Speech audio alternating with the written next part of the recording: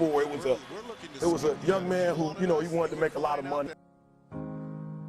And so the guru said, if you want to be on the same level I'm on, I'll meet you tomorrow at the beach at 4 a.m.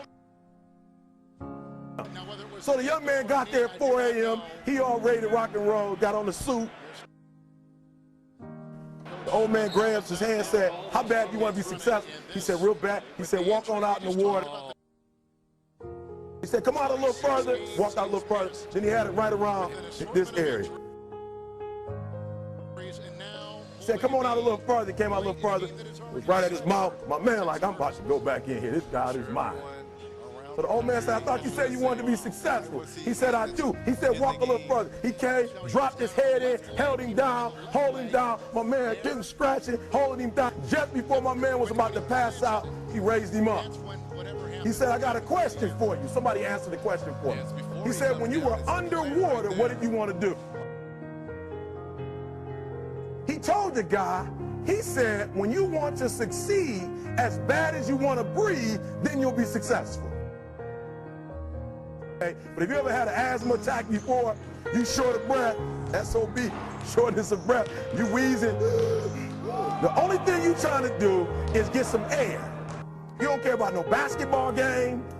You don't care what's on TV. You don't care about nobody calling you. You don't care about a party. The only thing you care about when you're trying to breathe is to get some fresh air. That's it. And I'm here to tell you, number one, that most of you say you want to be successful, but you don't want it bad. You just kind of want it. Some of you love sleep more than you love success. And I'm here to tell you today, if you're going to be successful, you've got to be willing to give up sleep. You got to want to be successful so bad that you forget to eat. 50 and 50 said that when he wasn't doing the movie, he was doing the soundtrack. Sleep, he said sleep is for those people who are broke. So I got an opportunity to make a dream become a reality. Most of you won't be successful because when you're studying and you get tired, you quit. Don't cry to quit. You already in pain, you already hurt. Get a reward from it. I'm here to tell you today that you can come here, you can jump up, you can do flips, you can be excited when we give away money.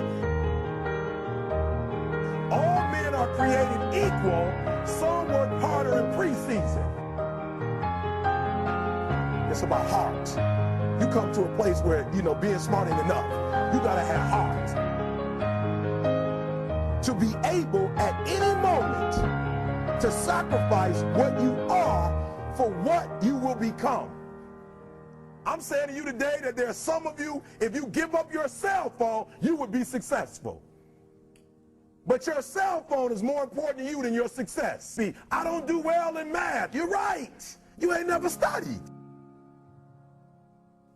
I'm not good in writing because you have never written before.